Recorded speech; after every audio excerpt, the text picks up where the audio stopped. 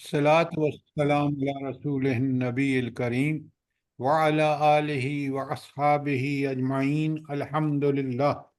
अल्हम्दुलिल्लाहिल्लज़ी हदाना लिहाज़ा व मा कुन्ना लिनहतदिया लौला अन हदानल्लाह। रब्बि इश्रह ली सदरी व यस्सिर ली अमरी वाहलुल उक़्दतम मिन लिसानी यफ़क़हू क़ौली। आमीन या रब्बुल आलमीन। सबसे पहले तो आप लोग मुझे ये बताएं कि ये जो हमने अब तक सूरह हूद में वाक़यात पढ़े हैं, कौम नूह, कौम आद, कौम समूद, कौम लूत और कौम शुएब, इसका जो अल्लाह ताला ने ये 5 कौमों के हालात और वाक़यात बयान किए हैं, तो इसमें क्या चीज़ें हमें, क्या सबक क्या मिलता है? सर नंबर सबसे एक, पहले इबरत। सबसे पहले इबरत किस बात की? सिर्फ इबरत नहीं, इबरत किस बात की?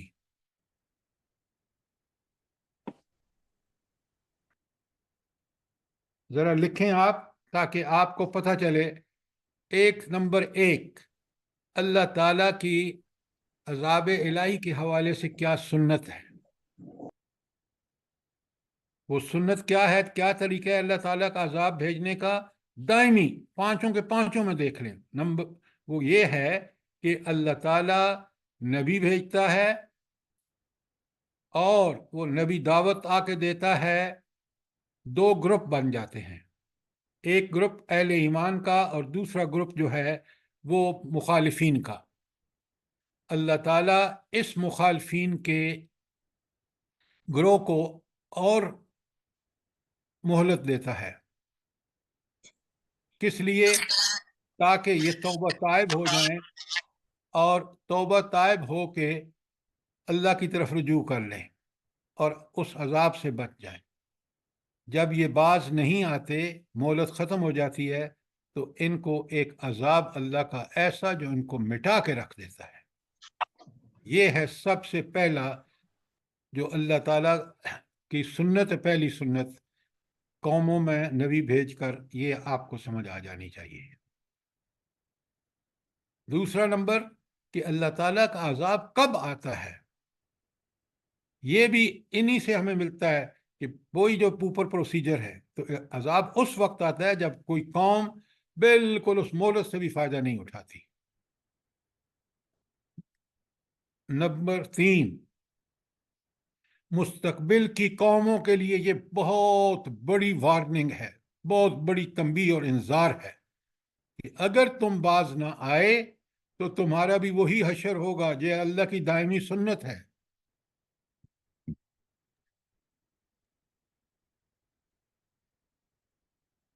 तो नंबर 4, हर कौम के साथ अल्लाह ताला का यही मामला है।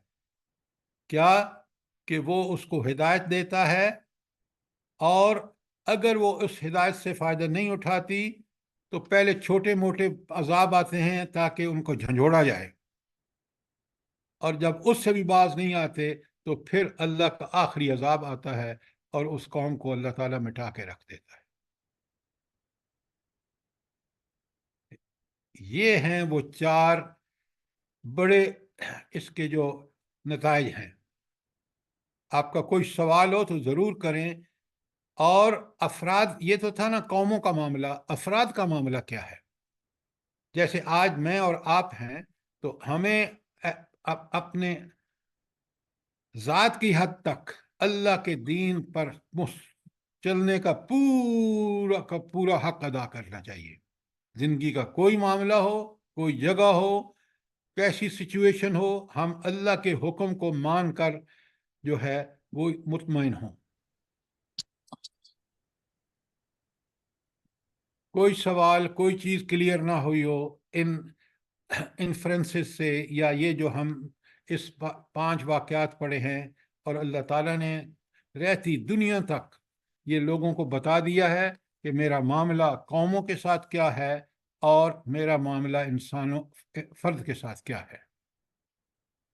और एक और चीज़, इसको बेशक नंबर 5 करके ऐड कर लें, اللہ تعالیٰ کی مہلت مقرر ہے.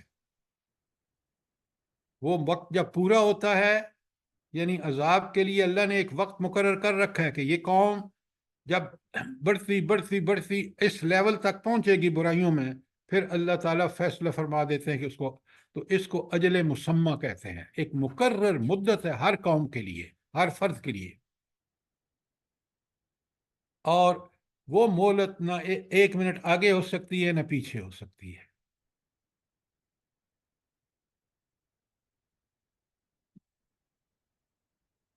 اگر کوئی سوال ہے تو کریں، ورنہ پھر آگے چلتے ہیں.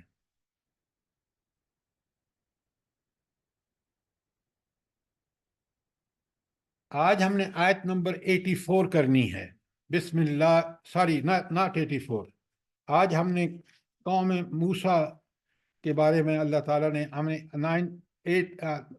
آیت 96. بسم اللہ الرحمن الرحیم.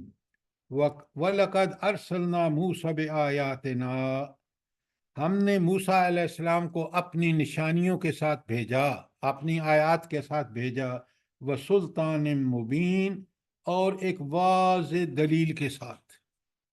مبین یعنی جو کھول کھول کے بیان کر دے حقائق کو، اس سند کے ساتھ بھیجا. آیات کا کیا مطلب ہے یہاں، اور سلطان مبین کا کیا مطلب ہے؟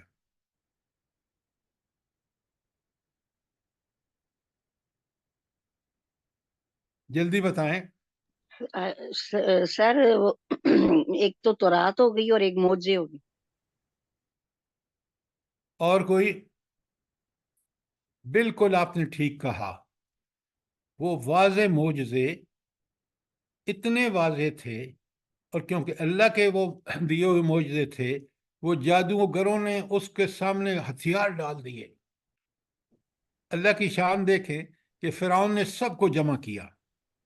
پورا ایک ان کا خاص دن تھا، جمع کر کے ان کے سامنے فرعون، جب جادوگروں نے ساری اپنی رسیاں جو کچھ پھینکنا تھا پھینکا، موسیٰ علیہ السلام کو اللہ تعالیٰ نے حکم دیا کہ اپنا ذرا عصا پھینک دو، تو اس نے سب کو ہڑپ کر لیا. پوری دنیا کے سامنے وہ ذلیل ہو گیا، اور ساحر جو جادوگر تھے انہوں نے سجدہ کر لیا اس کے سامنے کہ بھائی تم اس فن میں ہم ماہر تھے، تمہیں ہم نے شکست دی، لگتا ہے کہ تمہاری دعوت یہ معجزہ نہیں ہے، یہ جادو نہیں ہے، یہ معجزہ ہی ہے جس اللہ کا تم اپنے آپ کو کہتے ہو میں رسول ہوں. تو انہوں نے اس کی رسالت کو وہیں مان لیا.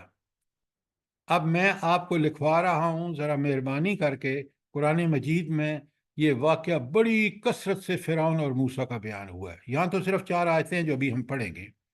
اب آپ لکھیں سب سے پہلے سورہ طٰہٰ جو ہے 20 نمبر پر، سورہ طٰہٰ آیت 2 سے لے کر 49 تک، 49 تک. پہلا واقعہ 20 آیت میں آیا ہے طٰہٰ میں. دوسرا شعراء 26 نمبر پر، سورہ شعراء آیت 9 تا 68 یہ واقعہ بیان ہوا ہے. پھر اس کے آگے سورہ قصص ہے 28 نمبر پر، اس کی آیت 3 تا 48، آیت 3 تا 48 پھر موسیٰ علیہ السلام اور فرعون کا قصہ بیان ہوا ہے. اس کے بعد سورہ کہف، سورہ کہف میں آیت 60 سے لے کر 82 تک، یہ حضرت موسیٰ کا سفر ہے حضرت خضر کے ساتھ. اس کے بعد سورہ مریم میں، سورہ مریم 19 نمبر ہے، اس کی آیت ہے 51 تا 59. اور آخری ہے سورہ اعراف آیت 103 سے 174، 103 سے لے کر 174 تک. یہ ہیں وہ مقامات جہاں پہ فرعون اور حضرت موسیٰ علیہ السلام کی کشمکش کا واقعہ بیان ہوا ہے. اور یہ آپ دیکھیں تو ساری مکی صورتیں ہیں، اور مکی صورتوں میں ہی واقعات بیان ہوئے ہیں انبیاء کے.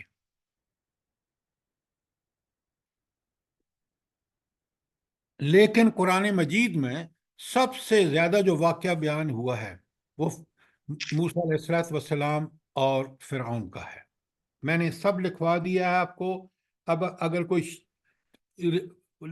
پوچھیں، اگر نہیں لکھا تو میں وہ لکھوا دوں.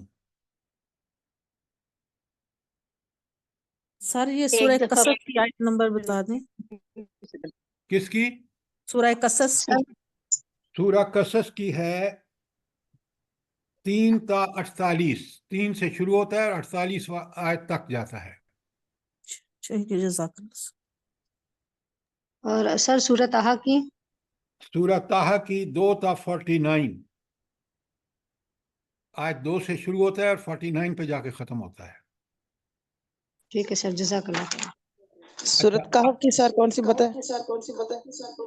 سورہ کاف کی ہے 60 تا 82. 60 تا 82. اچھا، اب مجھے ایک بات بتائیں. دیکھیں، ہم قرآن کے طالب علم ہیں. رب العالمین کی یہ کتاب برحق ایبسولوٹ ٹروتھ. آخر اس واقعے کو بار بار قرآن نے کیوں بیان کیا ہے؟ بتائیں مجھے.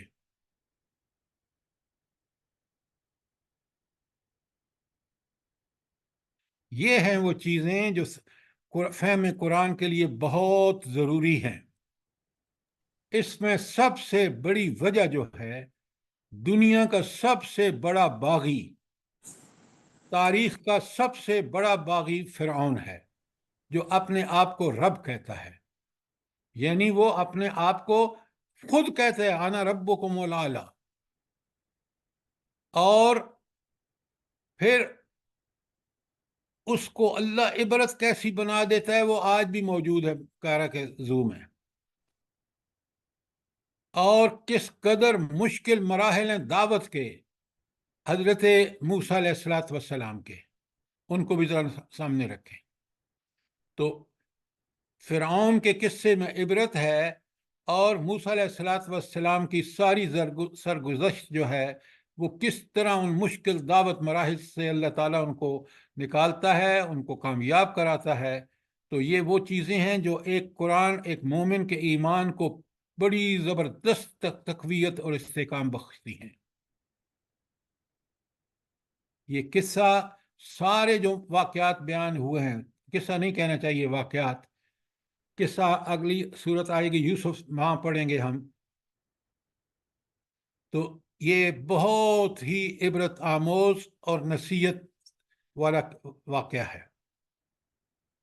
کوئی سوال؟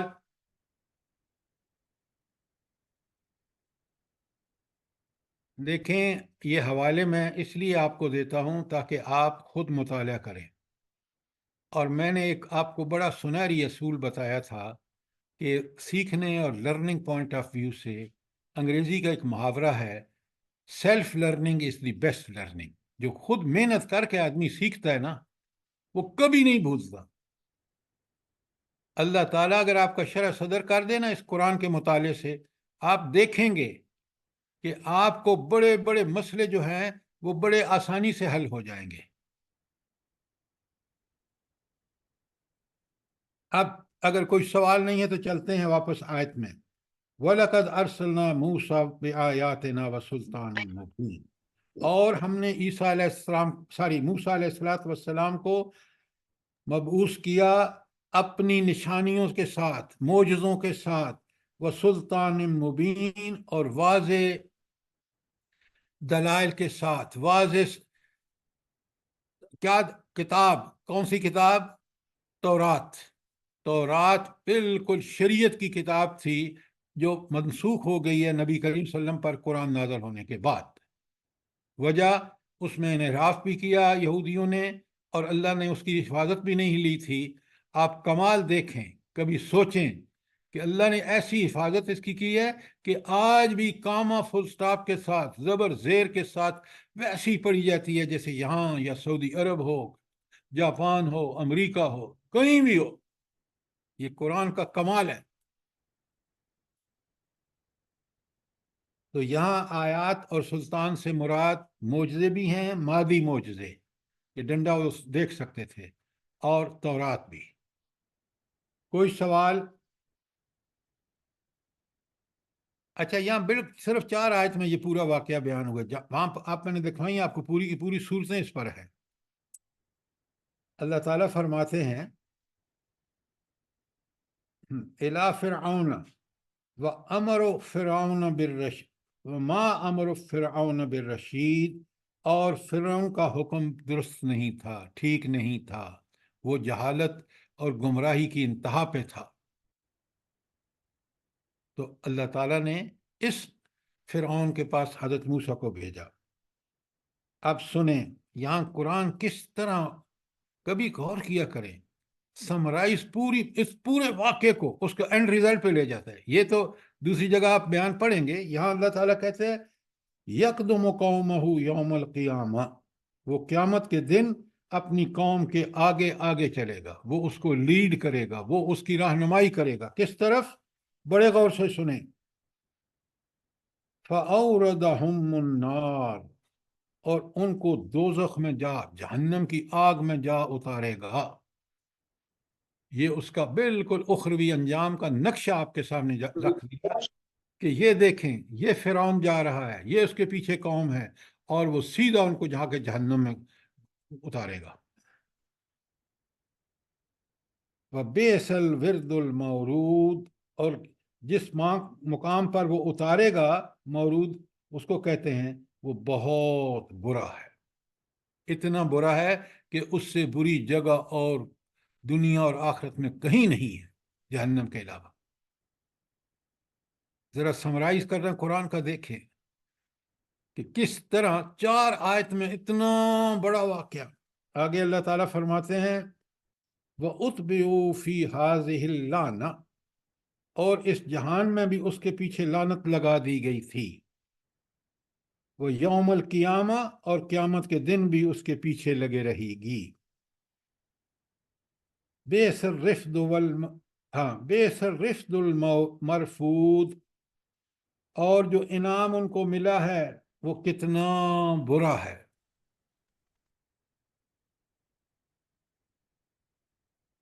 اچھا یہ لعنت کا مطلب کیا ہے؟ اس کے پیچھے لعنت لگا دی گئی، کیا مطلب ہے اس کا؟ دیکھیں قرآن پڑھنے والے کو پتہ چلنا چاہیے، ہونا چاہیے کہ اللہ تعالیٰ ہمیں اس لعنت سے کبھی بھی دوچار نہ کرے، کبھی بھی۔ تو لعنت کا مطلب کیا ہے؟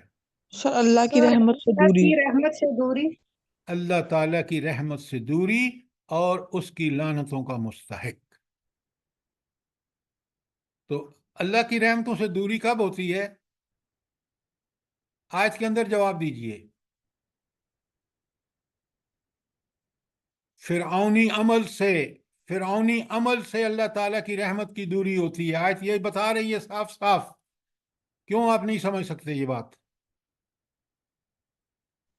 یہ صرف اللہ کی رحمتوں سے دوری جو آج امت مسلمہ کو بالعموم اور پاکستان کو بالخصوص صرف اس وجہ سے ہے کہ ہم نے اللہ سے وعدہ کر کے ایک زمین دی، اللہ تعالیٰ نے وہ دی ہمیں، اور ہم اس وعدے کی اتنی بڑی وعدہ خلافی کر رہے ہیں کہ آج بھی سوچیں، آج بھی آپ کا حافظ CNC امریکہ کے در پر جھولی پھیلائے کھڑا ہے۔ یہ کس ملک کا CNC ہے؟ جو دنیا میں 5ویں بڑی فوج، جو نیوکلیئر پاور، جس کے ملک کے اندر وہ وسائل اللہ نے دیے ہیں امریکہ کو بھی شاید نہیں دیے۔ سب سے بڑی نعمت کائنات کی ہمارے پاس قرآن و سنت ہے، اس سے رہنمائی لیتے آج امریکہ سے ہم بڑھ کر ہوتے۔ یہ زبانی کلامی دعویٰ نہیں ہے۔ دنیا میں جب حضور نبی کریم صلی اللہ علیہ وآلہ وسلم کی بعثت ہوئی ہے تو عرب کسی گن کتار میں ہی نہیں تھے، نہ ان پر قبضہ کرتی تھی رومی سلطنت، کیوں؟ ناکارہ بالکل، اور نہ ان پر ایرانی سلطنت قبضہ کرتی تھی۔ قرآن و سنت اور نبی کریم صلی اللہ علیہ وسلم اٹھے لے کر، اور ان دونوں پاورز کو حضرت عمر کے زمانے میں، جو کل 10 سال نبی کریم صلی اللہ علیہ وآلہ وسلم کے، 2 سال 2.5 سال ابو بکر صدیق رضی اللہ تعالی عنہ کے، اور 10.5 سال عمر کے، حضرت عمر رضی اللہ تعالیٰ عنہ کے زمانے میں یہ دونوں سپر پاور کو انہوں نے شکست دے دی. تو آج وہ ہتھیار قرآن و سنت آپ کے اور میرے اور اس ملک کے پاس، مسلمانوں کے پاس، پھر بھی ذلت کیوں؟ حضرت عمر کی حدیث سامنے رکھیے، سبحان اللہ، ان اللہ یرفع بہذا الکتاب اقواما، دنیا کی قوموں کی ترقی اور عروج کا ذریعہ یہ قرآن ہے، یہ کتاب ہے. اور اگلا ایسا کہتا ہے وَيَدْعُ بِهِ آخرین، اور جو قومیں اس قرآن کو چھوڑیں گی، سنت کو چھوڑیں گی، وہ ذلیل و رسوا ہوں گی. یہ اللہ کا فیصلہ ہے. کاش آج بھی مسلمان اس بات کو پہچان لیں. اچھا، یہ تھی آیت 90. اور یہاں یہ قصہ اللہ تعالیٰ نے 96، 97، 98 اور 99 میں پورا سمری بیان کر دی ہے. اور پھر یہ بھی بتا دیا ہے کہ اس کا انجام دنیا میں کیا ہوگا، فرعونی کام کرنے والا، کہ دنیا میں بھی اس پر لعنت، اور آخرت میں وہ تو لیڈ کرے گا اس سارے اپنے گمراہ ٹولے کو، اور سیدھا لے جا کے ان کو جہنم میں اتارے گا. یہ یہاں ایک سنت اللہ کی بیان ہو رہی ہے، اس کو سمجھیے.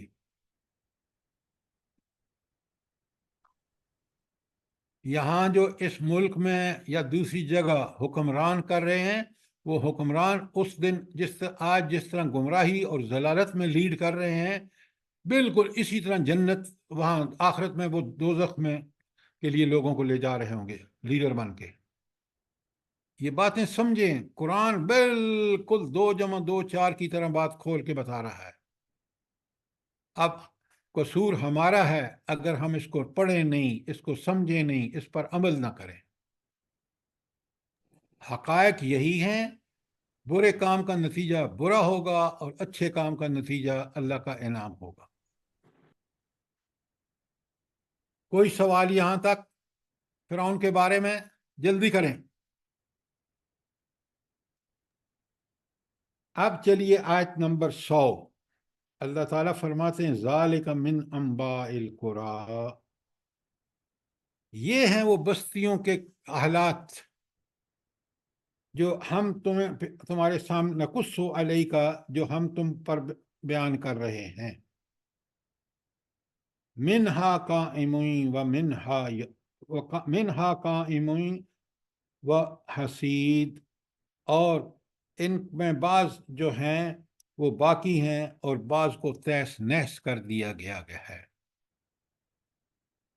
یعنی اب دنیا میں جو باقی بھی ہوں گی وہ انہی اصولوں اور ضابطوں کے تحت ہوں گی، اور جو کٹ چکی ہیں فصلیں جن کی، وہ آپ نے 5 قوموں کا تو پڑھ لیا آپ نے یہاں، اور قرآن کے دوسری حصوں میں بھی، جیسے آپ پہلے سورہ اعراف میں پڑھ کے آئے ہیں، پھر آگے بھی صورتوں میں ان کے ذکر آئیں گے، عبرت کے لیے، نصیحت کے لیے.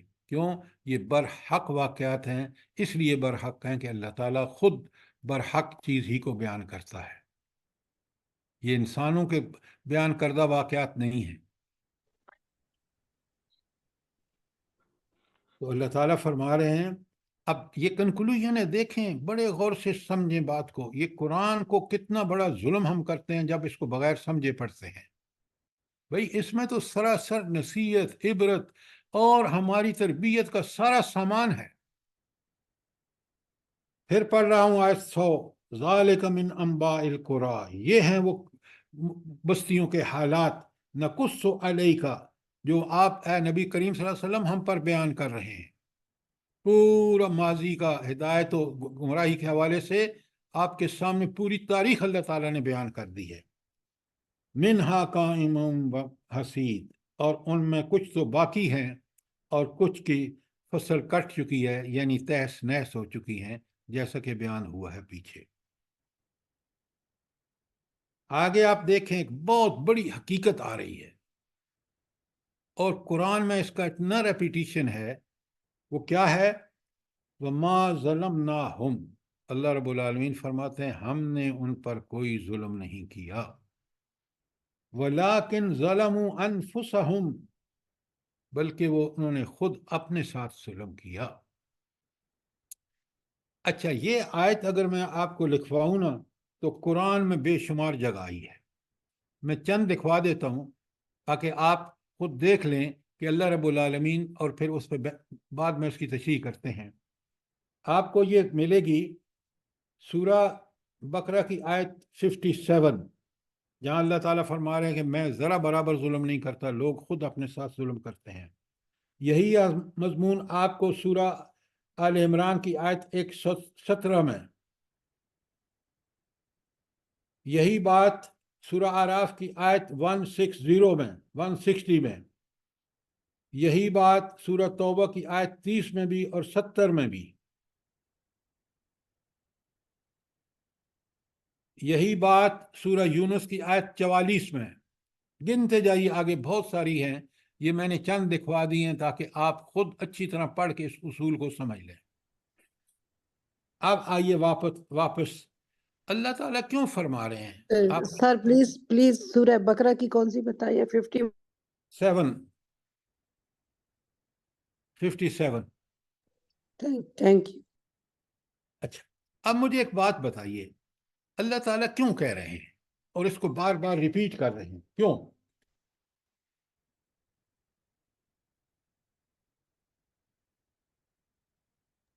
سر جی، اللہ تعالیٰ نے اپنا پیغام اپنی کتابوں کے ذریعے اور انبیاء کے ذریعے پہنچا دیا۔ آپ ذرا تھوڑا سا الحمدللہ آپ کو شرح صدر ہے، آپ کا قرآن سے جو تعلق ہے، میں حیران ہوتا ہوں۔ بالکل آپ ٹھیک ہیں۔ مجھے ذرا ان لوگوں کو سوچنے کا موقع دیں ہم، تاکہ یہ قرآن کو آئندہ سوچ سمجھ کے پڑھیں۔ بالکل آپ نے ٹھیک کہا۔ اللہ کا ظلم جب ہوتا، جب جیسے آپ نے کہا کہ وہ ہدایت میں کوئی کمی کرتا، فطرت ایسی بنائی کہ جو ہدایت کے بارے میں نیکی کو پہچانتی ہے، برائی سے نفرت کرتی ہے، اس کے بعد اس نے حق ادا کر دیا انبیاء اور کتابیں نازل کر کے، لہذا اس نے تو کوئی کمی نہیں چھوڑی، کوئی ظلم نہیں کیا۔ تو بندوں نے کیسے ظلم کیا؟ بندوں نے اس کی بات جو قرآن و سنت میں اس کو مان کے نہیں دیا، یہ انہوں نے اپنے ساتھ ظلم کیا، اور اسی وجہ سے ان پر عذاب آیا۔ اللہ کسی پر عذاب گناہ قوموں پر بھیجتا ہے، لیکن کبھی ایسی قوم جو اللہ کے رضا میں لگی ہوئی ہو، اللہ اس کو کبھی عذاب سے دوچار نہیں کرتا۔ یہ اللہ کی سنت ہے۔ اسی لیے بار بار اللہ ظلم نہیں کرتا، اس نے تو وہ سارے طریقے جو ان کو ہدایت دینے کے لیے لازمی تھے، وہ سارے کے سارے بدرجہ اتم پورے کیے۔ عقل، سمجھ، سوچ، صلاحیتیں، مال، اولاد، سب کچھ دیا تاکہ ان کو کسی چیز کی کمی نہ محسوس ہو کہ وہ ہدایت، لیکن انہوں نے ان سب چیزوں کو ہدایت کی بجائے گمراہی کے لیے استعمال کیا۔ یہ ظلم کیا انہوں نے اپنے سے۔ ہم دیکھیں نا، اگر یہ چیزیں ہم کھولیں گے نہیں، سمجھیں گے نہیں، تو ہم نیکی پر عمل کیسے کریں گے؟ برائی سے بچیں گے کیسے؟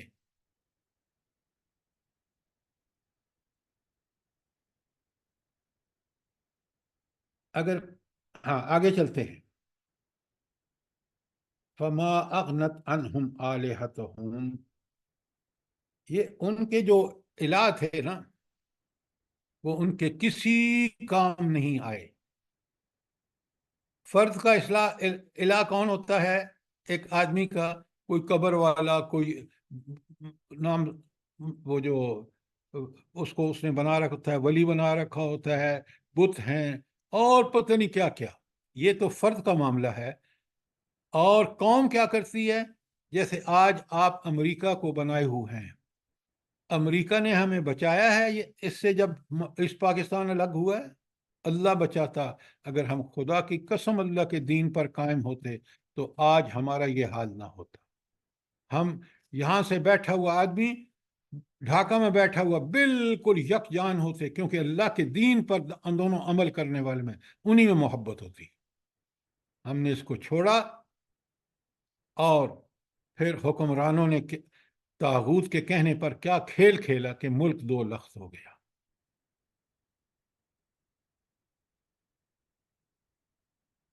اللہ تعالیٰ کتنی حقیقت بیان فرما رہے ہیں۔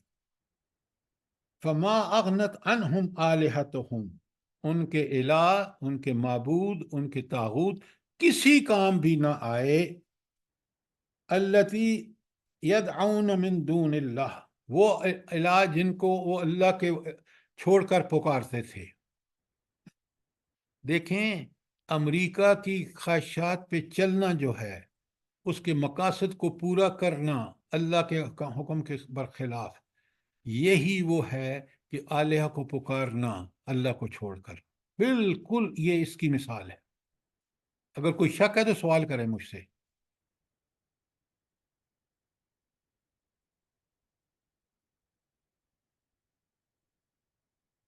فما اغنت عنہم آلہتہم التی یدعون من دون اللہ من شیء، وہ کسی کام بھی نہیں آئے۔ من شیء کا مطلب ہے کسی، کوئی بھی انہوں نے ان کی مدد نہیں کی ذرا برابر بھی۔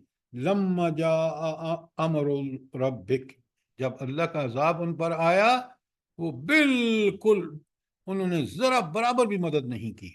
تاریخ گواہ ہے اس پہ، کسی تفصیل میں جانے کی ضرورت نہیں، بلکہ انہوں نے کیا کیا؟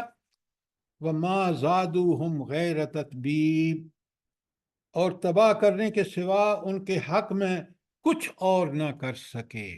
ان کی تباہی کو انہوں نے، ان کی پیروی نے، طاغوت کی پیروی نے یقینی بنا دیا۔ اچھا، کیوں یقینی بن گئی ان کی تباہی؟ کس وجہ سے؟ جلدی بتائیں۔ ان پر غضب ٹوٹ رہا تھا، اللہ کی ناراضگی، اللہ کی نافرمانی اور سرکشی کی وجہ سے۔ وہ جتنے زیادہ اس عذاب، اس میں سرکشی میں آگے بڑھتے تھے، اللہ تعالیٰ کا عذاب کا کوڑا اتنا ہی زیادہ برسا ان پر۔ یہ ہے اس کا مطلب۔ کیوں؟ طاقت اور قدرت اللہ کے پاس ہے، ان طاغوتوں کے پاس کوئی طاقت نہیں۔ جب اللہ کا عذاب آتا ہے وہ کسی کام نہیں آتے، وہ کوئی کوئی بھی دفاع نہیں کر سکتے۔ تاریخ گواہ ہے، اپنے ملک کو دیکھ لیجیے، مسلمانوں کو دیکھ لیجیے۔ اللہ کی جب مدد آتی ہے تو مجاہدین افغانستان امریکہ کو شکست دیتے ہیں۔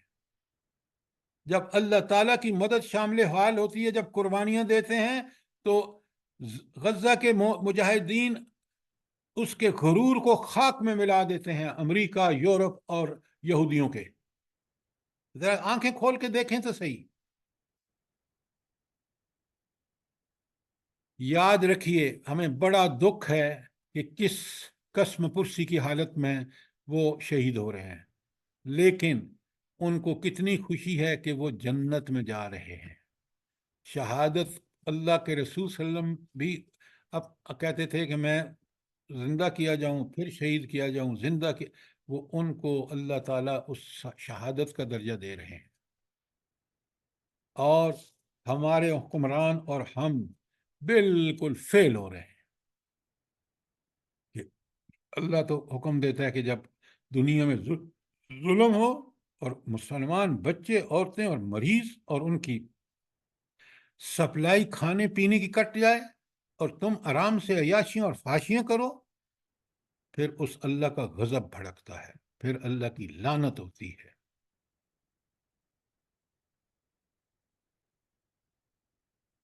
آیت 101 کے بارے میں کوئی سوال؟ ذرا پیچھے واقعات کو سامنے رکھ کے بات کو سمجھیے۔ اللہ تعالیٰ فرماتے ہیں وَكَذَلِكَ أَخْذُ رَبِّكَ، یہ ہے وہ تمہارے رب کی گرفت، یہ ہے تمہارے رب کا وہ عذاب، وہ پکڑ۔ کون سی پکڑ؟ کون سی؟ عذاب کی صورت میں سر؟ وہ جو پیچھے 5 قومیں دیکھیں، آیت کے اندر رہیے، سورت کے اندر رہیے، وہ 5 قوموں کو جو پکڑ ہوئی ہے ان کی سرکشی کی وجہ سے، اسی کو اللہ کہہ رہے وَكَذَلِكَ أَخْذُ رَبِّكَ، اور یہ ہے تمہارے رب کی نافرمانیوں کی پکڑ۔ اِذْ أَخَذَ الْقُرَىٰ وَهِيَ ظَالِمَةٌ، اور وہ اس بستی کو کب پکڑتا ہے؟ جب وہ ظلم کرتی ہے۔ کوئی ملک جب ظلم کی انتہا کر دیتا ہے، پھر اللہ کی اس کو پکڑ آتی ہے ان اخذہ علیم شدید، بے شک اس کی پکڑ دکھ دینے والی اور سخت ہے، دردناک اور سخت ہے۔ سر جی ایک سوال ہے جی کہ ہوگا۔ یہاں جو ظلم ہے تو ظلم کی بھی اقسام ہوں گی؟ اقسام سے کیا مطلب ہے؟ میں مطلب ہے کہ مختلف لوگ مختلف قسم کے ظلم کرتے ہیں۔ ایک تو یہاں واضح ہے نا کہ انہوں نے اللہ کی کتاب کو جھٹلایا، نبی کو جھٹلایا، لیکن جو اس سے ہٹ کر مانتے بھی ہیں لیکن مختلف قسم دیکھیں، کے ایسے ظلم ظلم یہ کرتے ہے، پہلی بات سنیں، ہیں۔ ہر اللہ کا حکم نہ ماننا ظلم ہے۔ پہلے ظلم کی آپ کو یقیناً پتہ ہوگا، ظلم یہ ہوتا ہے کہ کسی چیز کو اس کے اصلی مقام سے ہٹا دینا۔ یہ میری آواز آپ تک پہنچ رہی ہے نا؟ میں نے اس کو ایک خاص ڈسٹنس پہ آن کر کے رکھا ہے۔ ظلم یہ ہوگا کہ میں اس کو بند کر دوں تو آپ تک آواز ہی نہ پہنچے، یہ تو ہے ظلم کا لفظی معنی۔ اب آئیے، قرآن میں جب اصطلاحاً استعمال ہوا ہے تو ظلم کا مطلب یہ ہے کہ ان اللہ تعالیٰ کے ہر حکم صحیح ہے، 100% ٹھیک ہے، ایبسولوٹ ٹروتھ ہے، اس کو چھوڑ دینا جان بوجھ کر یا اس کی مخالفت کرنا، یہ ظلم ہے۔ اور اس ظلم کا اظہار ہمارے اعمال سے ہوتا ہے۔ آج آپ کے ملک میں کوئی آپ کا جائز کام کسی دفتر میں نہیں ہو سکتا، عدالتیں جو فیصلے کر رہی ہیں وہ آپ کے سامنے ہیں، حکمرانوں کے جو لچھن ہیں وہ بھی تو آپ کے سامنے ہیں، یہ سارے کے سارے ظلم ہیں، کیونکہ یہ اللہ تعالیٰ کے حکم کی خلاف ورزی ہے۔ اب بات سمجھ آ گئی کہ نہیں؟ جی سر آگے جزاک اللہ خیر۔ اب دیکھیں یہ تبصرہ کتنا عمدہ ہے، اگر پیچھے آپ آیت کے سامنے ہو نا، کہ اللہ تعالیٰ کہتے ہیں کہ وَكَذَلِكَ أَخْذُ رَبِّكَ، اور اسی طرح ہوتی ہے تمہارے رب کی پکڑ، اذا اخذ القریٰ، جب وہ پکڑتا ہے کسی بستی یا کسی شہر یا کسی ملک کو، وَهِيَ ظَالِمَةٌ، اور وہ بستی یا شہر وہ ظالم ہوتا ہے، ان اخذہ علیم شدید، اس کی پکڑ بڑی دردناک اور بڑی سخت ہوتی ہے۔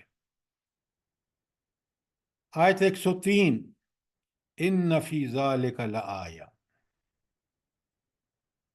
ان واقعات میں اس شخص کے لیے، ہاں پوری آیت پہ حصہ ٹکڑا پڑھتا ہوں پہلے، ان فی ذالک لآیات لمن خاف عذاب الآخرہ، تو اس میں ایک بڑی نشانی ہے اس شخص کے لیے جو آخرت سے ڈرتا ہو، جو عذاب الہی یا آخرت کے عذاب سے ڈرتا ہو۔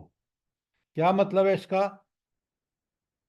یہ آپ کو وارننگ ہے کہ آخرت کا عذاب، یہ دیکھا آپ نے دنیا کا عذاب ان 5 قوموں کا، بالکل اسی طرح پھر آخرت میں انہی کو عذاب ہوگا، اور پھر ان کو اس عذاب کا بھی مزہ چکھنا ہوگا۔ یہ دنیا کے عذاب کی شہادت ہے کس پر؟ آخرت کے عذاب پر۔ بہت اچھی طرح سمجھیے، سوال بات کلیئر ہے تو سوال کیجیے۔ اس دن کیا ہوگا؟ ذالک یوم مجموع، یہ وہ دن ہوگا جب سارے انسان، آدم تا آخری انسان اکٹھے کیے جائیں گے۔ ذالک یوم مجموع لہ الناس، سارے لوگ جمع کیے جائیں گے۔ ذالک یوم مشہود، وہی دن ہوگا جب سب اللہ تعالیٰ کے سامنے حاضر کیے جائیں گے۔ ذرا دیکھیں کس قدر اس کا ایک مجموعی تبصرہ اور کتنا ہولناک اور خوفناک ہے۔ اچھا، اب کوئی سوال ہے آپ کا آیت 103 پر؟ سر یہ آیت سے مراد ادھر کیا ہے؟ ان فی ذالک لآیہ، آپ نہ پوچھتے نا، میں ابھی پوچھتا۔ جزاک اللہ، جزاک اللہ۔ آیت یہاں عبرت کی نشانی ہے۔ اس آیت میں دیکھ رہے ہیں اس سارے واقعات سے عبرت، تو یہاں آیت کا معنی عبرت ہے۔ ویری گڈ، یہی تو میں چاہتا ہوں کہ آپ لوگ دیکھیں، اگر آپ نہیں بتائیں گے نا تو میں ضرور آپ سے پوچھوں گا۔ مجھے اللہ تعالیٰ نے سوجھ بوجھ دی ہے اور مجھے پڑھانا آتا ہے، تو بہتر ہوتا ہے کہ میں آپ سے جب کہوں تو فوراً سوال کیا کریں. تو یہاں کیونکہ اس آیت میں 103 میں جیسے آپ نے دیکھا کہ ساری نشانی ہے، عبرت کی نشانی ہے کہ اللہ کی پکڑ کتنی سخت ہوتی ہے. تو یہاں آیت کا معنی عبرت ہوگی. اب اللہ کے اصول بیان ہو رہے ہیں، یہ ہمیشہ دیکھا کریں کہ آیت میں اللہ کا اصول. اب دیکھیں اگلا آیت کا اللہ تعالیٰ کا اصول بیان ہو رہا ہے. وَمَا نُؤَخِّرُهُ، اور ہم ان مصائب کو، ان عذابوں کو تاخیر نہیں کرتے، الا مگر لأجل معدودہ، ایک معین مدت تک. یعنی اللہ تعالیٰ کا یہ اصول ہے کہ وہ ایک معین مدت تک ان عذابوں کو دیر کرتے ہیں. تو یہ اللہ تعالیٰ کیوں دیر کرتے ہیں، کیوں مہلت دیتے ہیں؟ سر سر تاکہ تاکہ یہ لوگ توبہ توبہ کرنے کر کے صحیح رستے پہ آ جائیں. مہلت صرف اللہ تعالیٰ اس لیے دیتے ہیں، جیسے آپ نے کہا کہ توبہ طائب ہو جائے اور واپس پلٹ آئیں، تاکہ اللہ تعالیٰ کے عذاب سے بچ جائے. اب ذرا دنیا کے عذابوں کے ساتھ اب آخرت کے عذاب کو کھول کے اللہ بیان کر رہے ہیں. اللہ تعالیٰ فرماتے ہیں یوم یاتی، جب وہ دن آئے گا نا، لا تکلم نفس الا باذنہ، کوئی شخص اللہ تعالیٰ کے سامنے اپنی زبان نہیں کھول سکے گا، الا باذنہ، ہاں اگر اجازت دے گا تو زبان کھولے گا، ورنہ کوئی زبان نہیں کھول سکتا. ہے کوئی وہاں اللہ کے سامنے جس طرح یہ لوگ سمجھتے ہیں کہ ہمارے پیر، ہمارے ولی، ہمارے بت سفارش کریں گے؟ ہے کوئی چانس یہاں پہ؟ بتائیں مجھے. یہ ہے اللہ تعالی کی قدرت، یہ ہے اس کی عدالت. یہ دنیا میں تھوڑی ہے کہ آپ مجرموں کو لا کے اور ان کو ساری سہولتیں دلا دیں، ججز اس کے پاس پہنچ جائیں، نیب اس کے پاس پہنچ جائے. اللہ کا حساب بڑا مبنی بر عدل، ایسا عدل جس کو آپ آئیڈیل جسٹس کہتے ہیں، وہ ہوگا. اچھا، ہاں، یوم یاتی لا تکلم نفس الا باذنہ، کوئی شخص، وہ دن جب سب جمع ہو جائیں گے، اللہ کی حاضری ہوگی، عدل کی عدالت لگی، کوئی شخص بات نہیں کر سکے سوائے اللہ کی اجازت کے. فَمِنْهُمْ شَقِيٌّ وَسَعِيدٌ، اور ان میں شقی بدبخت بھی ہوں گے اور سعید نیک بخت بھی ہوں گے. ذرا بڑے غور سے دیکھیے، میں اس پہ آپ کو دوسری آیتیں قرآن کی ابھی بتاؤں گا کہ ان میں کچھ شقی بدبخت اور سعید نیک بخت بھی ہوں گے. دیکھیں نا، یہاں مجھے فوراً خیال آنا چاہیے کہ میں نعوذ باللہ شقیون میں سے تو نہیں ہوں، اور یہ آپ کو بالکل پتہ لگ جاتا ہے دنیا میں، کیونکہ جو دنیا میں اعمال کیے وہاں اسی کی بنیاد پر وہ بدبخت اور نیک سے بخت ہوگا.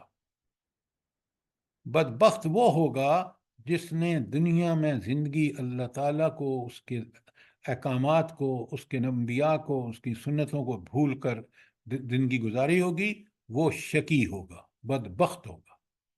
اور جس نے اس نعمت عظمیٰ ہدایت قرآن و سنت سے کے مطابق زندگی گزاری ہوگی، وہ سعید ہوگا، وہ نیک بخت ہوگا. کتنی بڑی بات ہے. اچھا، اب آگے سنیں. فَأَمَّا الَّذِينَ شَقُّوا، وہ لوگ جو بدبخت ہوئے، فِي النَّارِ لَهُمْ، وہ آگ میں ہوں گے، لہم فیہا زفیر، وہاں وہ چیخیں چلائیں گے، وشہیق، اور دھاڑے ماریں گے. اتنا شدید وہ جہنم کا عذاب ہوگا کہ اس میں چیخنا چلانا اور دھاڑے مار مار کے رونا، یہ ان کا مقدر ہوگا. قرآن پڑھنے والا 100 دفعہ سوچے اس کو پڑھ کے کہ کیا میں کہیں اس صورتحال سے تو دوچار نہیں ہوں گا؟ کیا میں اپنے رب کا نعوذ باللہ نافرمان تو نہیں ہوں؟ قرآن آپ دیکھیں کس قدر ہمیں ہدایت کی طرف رغبت دلاتا ہے، کس طرح برائی سے نفرت دلاتا ہے. کاش ہم یہ بات اللہ کا اس پیغام کو سمجھیں. آپ دیکھیں صرف یہی نہیں کہ وہ ان کو اس طرح کا عذاب جس میں وہ چیخ چلا اور دھاڑے مار رہے ہوں گے، اللہ تعالیٰ فرماتے ہیں خالدین فیہا، اس میں ہمیشہ رہیں گے، ما دامت السماوات والارض، جب تک زمین اور آسمان اس میں رہیں گے وہ اسی مصیبت میں رہے گا، الا ما شاء ربک، ہاں اگر اللہ تعالیٰ آپ ان کے لیے، تمہارا رب ان کے لیے کوئی دوسرا راستہ چاہے تو اسی وقت ممکن ہے جب رب چاہے گا. اچھا، اس کے بعد آپ دیکھیں اللہ تعالیٰ فرماتے ہیں ان ربک فعال لما یرید، اللہ تعالیٰ جو چاہتا ہے وہ کرتا ہے. کیا مطلب ہے اس کا؟ اب یہاں بات سمجھیں، اللہ تعالیٰ کی چاہت ہمیشہ برحق ہوتی ہے. اللہ تعالیٰ، پیچھے آپ پڑھ کے ان ربک علی صراط مستقیم، کہ تیرا رب وہ بہترین فیصلہ کرتا ہے، لہذا جو وہ کرتا ہے وہی بہترین ہوتا ہے، اس لیے جو چاہتا ہے وہ کرتا ہے. کیوں؟ اللہ تعالیٰ کوئی ایسی ہستی نہیں ہے کہ جو مرضی آئے کر دے، نہیں، وہ برحق فیصلے اس کے ہیں، اس کے علم پر مبنی، اس کی حکمت پر مبنی، اس کے عدل پر مبنی. یہ تو ہو گیا، آپ نے دیکھا کہ تین آیتوں میں بڑا کھول کے بیان کر دیا ان لوگوں کا حال جو بدبخت ہوں گے. اب آئیے، سبحان اللہ، یہ جو ساتھ ساتھ دونوں ہوتے ہیں نا، کہ شقی کون ہے، سعید کون ہے، شقی کا انجام کیا ہوگا، سعید کا انجام کیا ہوگا، بنا اس سے یہ اللہ تعالیٰ کیوں بیان کرتے ہیں بالکل ساتھ ساتھ رکھ کے، کیوں تقابل کرتے ہیں؟ سر جی کہ ایمان والے مایوس نہ ہوں. تقابل سے بات سمجھ میں آتی ہے، ٹھیک ٹھیک. پہلی بات، دونوں کا انجام ہمارے سامنے ہے. اب آپ کے اور مجھ پر ہے کہ میں نعوذ باللہ شقی بننا چاہتا ہوں یا میں سعید بننا چاہتا ہوں. ہدایت کا یہ کمال ہے کہ رب العالمین نے بات کمپیریزن اور کانٹراسٹ سے بھی سمجھا دی، تقابل اور موازنے سے بھی سمجھا دی، اور پھر بندے کو کیونکہ اختیار دیا ہے، اب اس کو اس وارننگ کے ساتھ کہا کر لے جو کچھ مرضی ہے. یہ ہوگا انجام سعید کا اور یہ انجام ہوگا شقی کا. اچھا، اب واپس آئیے. سر ہاں میرا جی سر، یہ جو خالدین فیہا جو 107 آیت ہے کہ اس میں کہہ رہے ہیں کہ زمین و آسمان قائم رہیں گے، لیکن یہ انجام تو مطلب قیامت کے بعد ہوگا نا انسان کا، تو اس جی میں اس بالکل. وقت تو یہ زمین اور آسمان تو ختم، وہ زمین اس وقت ختم نہیں ہو جائے گی؟ اچھا، آپ نے قرآن میں نہیں پڑھا کہ نئی زمین ہوگی جب قیامت آئے گی، اس کے بعد جی، اللہ تعالیٰ کی نئی زمین اور نئے آسمان ہوں گے، یہ ان کا ذکر ہے.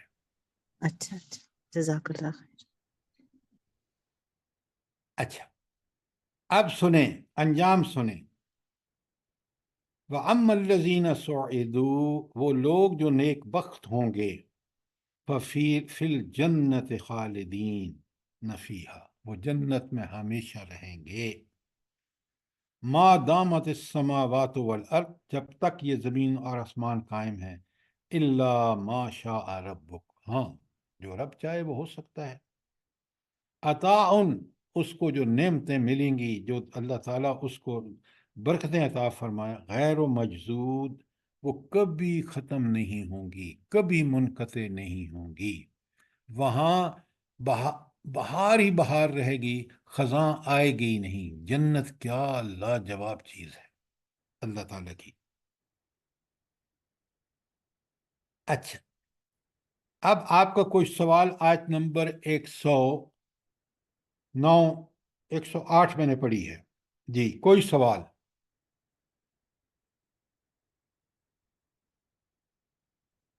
کچھ بات آپ کو سمجھ میں آئی ہے کہ اللہ تعالیٰ قرآن مجید میں کس طرح بات کو سمجھا کے ایک ایک چیز کو کھول کھول کے بیان کر کے اتمام حجت ہمارے پار ہو جاتی ہے. اور اس کے بعد بھی اگر ہم نے رب العالمین کی بات کو نہ سمجھا اور نہ اس پر عمل کیا تو پھر سوچ لیں یہ ہے یا تو انسان شقی ہوگا یا انسان سعید ہوگا. کوئی سوال، کوئی چیز کلیئر نہ ہوئی ہو؟ سر جی ہمارا یہ شقی اور سعید ہونے کا معیار اور دیکھیں اللہ کا معیار کس قدر فرق ہے. ہم تو خوش قسمت دنیا میں اس کو سمجھتے ہیں جس کے پاس مال دولت اور ہر طرح کی جو نعمت ہے. میڈم یہ بات مت کہیں، یہ بالکل واضح ہے جو آپ کہہ رہے ہیں کہ وہ اللہ کی دی ہوئی نعمت کو ایکسپلائٹ کر رہا ہے، وہ اس صاحب لیے یہ شقی ذرا واضح کریں، یہ تیرا پروردگار چاہے یہ کبھی ختم نہ ہونے والی بخشش ہے. پہلے میری اس کی میڈم کی بات کا جواب دینے دیں. جی ٹھیک ہے. دیکھیں بات اللہ کی ہوگی، معیار اللہ تعالیٰ اور اس کے رسول مقرر کریں گے. یہ جو ہم دنیا میں کہتے ہیں نا واہ واہ اس کے پاس بڑا مال ہے، بڑی عیاشی کر رہا ہے خود بھی اور بچوں کو بھی فلاں، یہی دھوکہ ہے. اسی کو اللہ تعالیٰ قرآن میں کہتا ہے لا تغرنکم دنیا، ہاں دنیا، نہ تو تمہیں دنیا دھوکے میں ڈالے نہ شیطان. اگر قرآن پڑھے نا تو یہ بصیرت وہاں سے ملتی ہے آپ کو، ورنہ دنیا میں گاڑی دیکھی کسی کی تو ہاں کیا بات ہے جی، اس کے پاس تو ایسی کار ہے، اس کے پاس تو ایسی کوٹھی ہے، اس کے پاس تو ایسا عہدہ ہے. وہیں وہ اپنے آپ کو یا شقی بنا رہا ہے یا سعید. اللہ کہہ رہا ہے کہ تم سعید بنو، شقی بنو گے تو انجام بتا دیا میں نے تمہیں. دنیا کے معیار کو کبھی معیار نہ سمجھے. مومن نفرت کرتا ہے جو اللہ تعالیٰ کے معیار کے خلاف بات.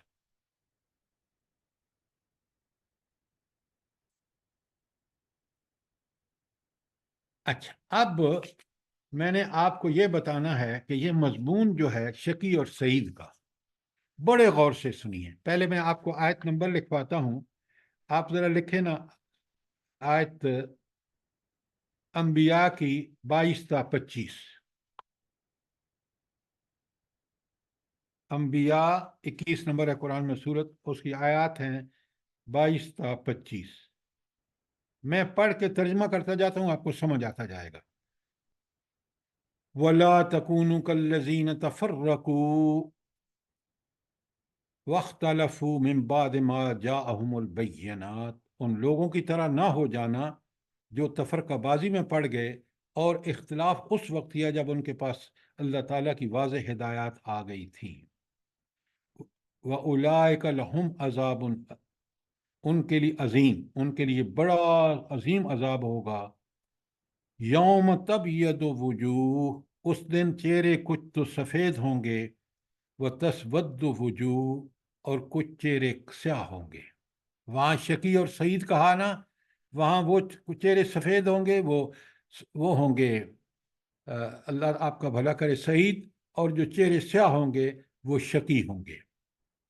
اب پھر آگے کھول کے بتاتا ہے اللہ تعالیٰ وَأَمَّا الَّذِينَ أَسْوَدَتْ وُجُوهُهُمْ، وہ لوگ جن کے چہرے سیاہ ہوئے، اکفرتم بعد ایمانکم، تم نے ایمان لانے کے بعد کفر کیا، فذوقوا عذاب بما کنتم تکفرون، چکھو اس مذاب کا مزہ جو تم انکار دنیا میں کرتے رہے. یہ تو معاملہ کس کا ہو گیا؟ جن کے چہرے کالے تھے. اب سنیں وَأَمَّا الَّذِينَ أَبْيَضَتْ وُجُوهُهُمْ، وہ لوگ جن کے چہرے بالکل صاف تھے چمکتے، ففی رحمت اللہ، وہ اللہ کی رحمتوں میں ہوں گے، ہم فیہا خالدون، وہ اس میں ہمیشہ رہیں گے.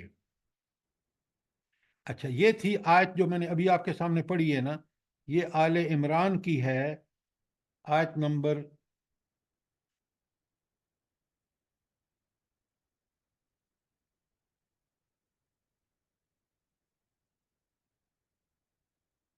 یہ مجھ سے پڑھی نہیں جا رہی، اگر آپ دیکھیں گے یہ آل عمران کی آیت ہے 105 سے شروع ہوتی ہے. اب ذرا نوٹ فرمائیں, وہاں شقی اور سعید کہا اور یہاں کیا کہا, جلدی بتائیں. شقی کے لیے یہاں قرآن نے دوسرا لفظ کیا استعمال کیا ہے؟ اسودت. کالے اور سفید. اسودت. اور سعید کے لیے کیا کیا ہے؟ ابیضت. اب آپ دیکھیں, بالکل دونوں کو پڑھ لیں, مضمون ایک ہی. قرآن کا کمال دیکھیں کہ الفاظ میں اختلاف ہے, باقی مضمون بالکل ایک ہے. ایک ہے یا نہیں؟ قرآن کو سمجھ سر ایک ہے. قرآن کو سمجھنا ہے تو اس طرح سمجھیں. اچھا, اب وہ جو میں نے پہلے آپ کو لکھائی ہے نا, نہیں اب لکھے, سورہ قیامہ کی آیت 22 تا 25, بالکل وہی مضمون ایک دوسرے پیرائے میں. بڑے غور سے سنیے. وجوہ یومئذ ناظرہ, وہ دن ایسا ہوگا کہ کچھ چہرے ناظرہ, تر و تازہ ہوں گے. وہ سعید جس وہاں آیا ہے, اور جو اوپر ابیضت آیا ہے, الی ربہا ناظرہ, وہ اپنے رب کا دیدار کر رہے ہوں گے. یہ تو ہو گئے نا سعید اور ابیضت, یہاں ان کو ناظرہ کہا. پھر فرمایا ووجوہ یومئذ باسرہ, اور کچھ چہرے جو اس روز بڑے ہی مرجھائے ہوئے ہوں گے.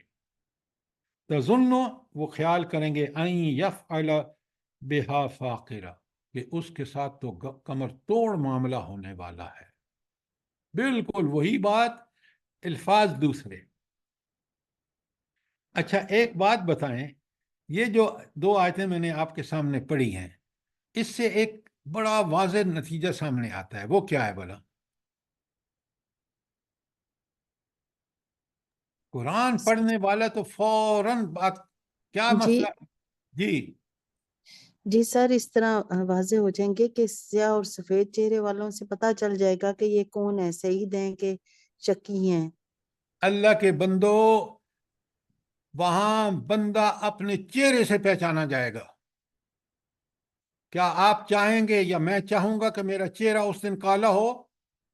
آپ ادھر ادھر کی باتوں میں لگ جاتے ہیں. دیکھیں ڈائریکٹ ہدایت کس طرح اللہ تعالیٰ بتا رہا ہے.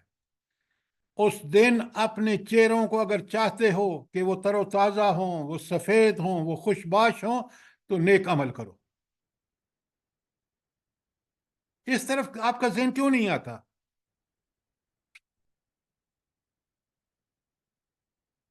اچھا سر صرف یہی. سورہ عباسہ میں بھی ہے نا, آخری آیات ہے نا, اس میں مسفرہ اور غبرہ کا ذکر آیا. وجوہ یومئذ آپ مسفرہ. مجھے 2 منٹ دیں, آ رہا ہوں, میں ساری آیتیں لا رہا ہوں تاکہ آپ اس مضمون کو کلیئرلی سمجھیں کہ آج جو میرا چہرہ دنیا میں ہے, اس کو اگر میں چمکتا دھمکتا خوبصورت دیکھنا چاہتا ہوں تو مجھے کیا کرنا ہے آخرت میں. سنیں, اب میں پہلے آپ والی آیت پڑھ دیتا ہوں. وجوہ یومئذ مسفرہ, اس دن کچھ چہرے ہوں گے جو خوشی سے پھولے نہ سما رہے ہیں. یہ مسفرہ وہی اوپر وہ لفظ آئے ہیں آپ کے قرآن, اس میں سعید آیا ہے, ابیضت آیا ہے, اور پھر ناظرہ آیا ہے. یہاں اس کو مسفرہ. ضاحکۃ مستبشرہ, ہنس رہے ہوں گے اور بہت خوش ہوں گے. یہ تو ہو گیا نا جو اوپر وہاں کا تھا سعید. اب شکی کا سنیں. وجوہ یومئذ علیہا غبرہ, کچھ چہرے ہوں گے جن پر اس دن سیاہی چھائی ہوگی. ترحقھا قطرہ, اس کو اس سیاہی نے بالکل ڈھانپ رکھا ہوگا. اب ایک اور سن لیجئے, دیکھیں سورہ غاشیہ کی آیت 21 تا 16, بڑے غور سے سنیے. قرآن تو بندے پہ حق حجت تمام کر دیتا ہے. وجوہ یومئذ خاشعہ, کچھ چہرے ہوں گے جو اس دن بڑے خوف زدہ ہوں گے. وہ شکی کا چہرہ. عاملۃ ناصبہ, عمل کرنے والا اور بڑا تھکا ہارا ہوا.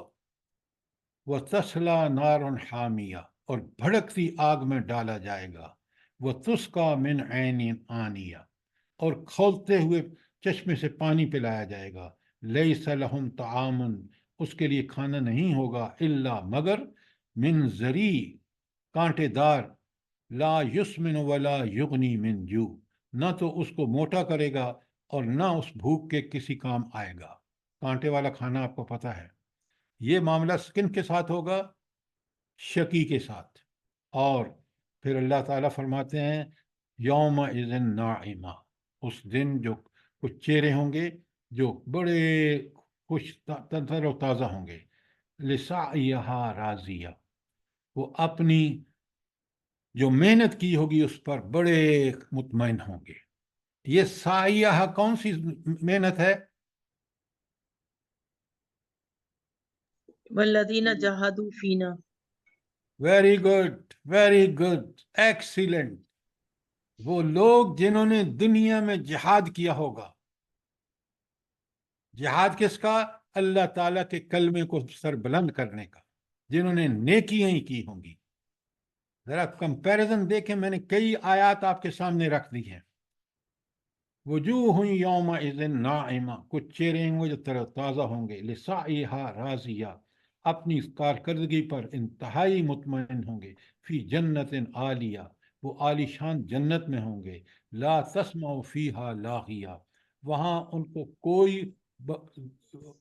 جو غلط لغو چیزیں سننے کو نہ ملیں گی۔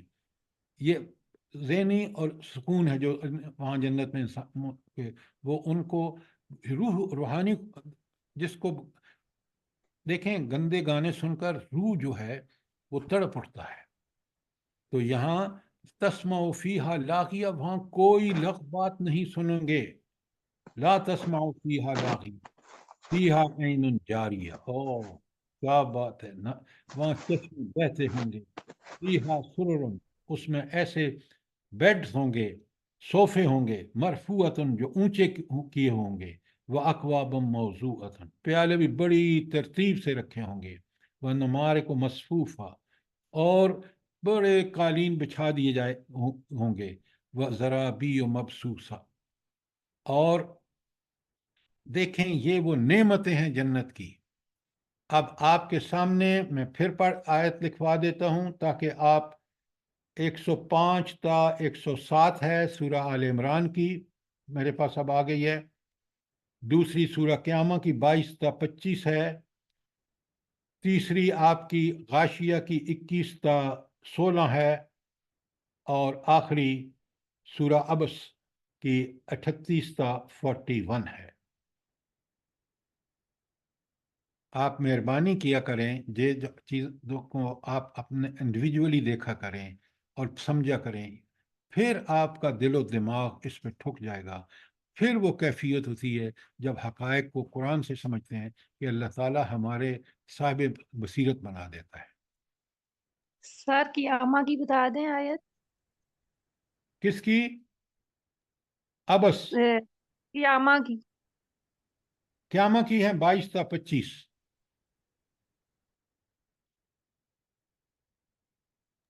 سر جی جاسیہ کی 2 تا 16 ہے۔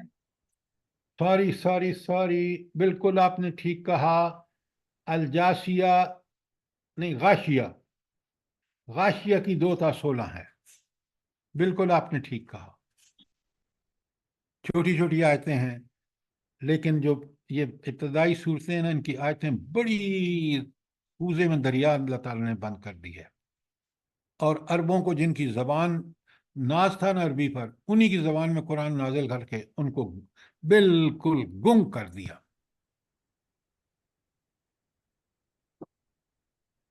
اور چیلنج کر دیا، لاؤ نا ایسا کلام۔ یہ کلام آپ سنتے نہیں ہیں، آپ اس کی دیکھیں کمپیریزن اور کنٹراسٹ اسی آیت میں دیکھیں، ایک کہ شقی اور سعید کے لیے قرآن نے کیا کیا الفاظ اور کس طرح کمپیریزن کر کے بات کو کھول کے بیان کر دیا ہے۔ میں اور آپ کتنے نادان ہوں گے کہ اگر اب بھی ہم اس سے سبق نہ سیکھیں۔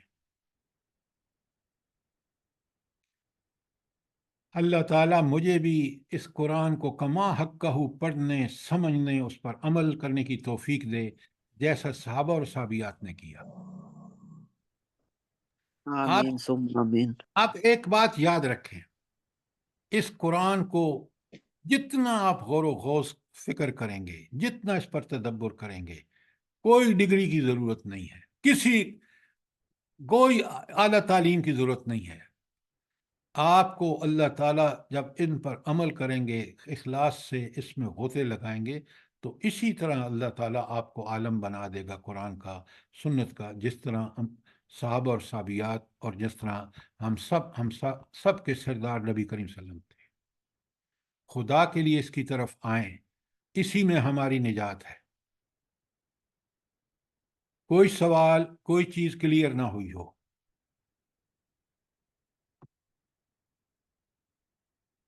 ربنا تقبل منا انك انت السميع العليم وتب علينا انك انت التواب الرحيم.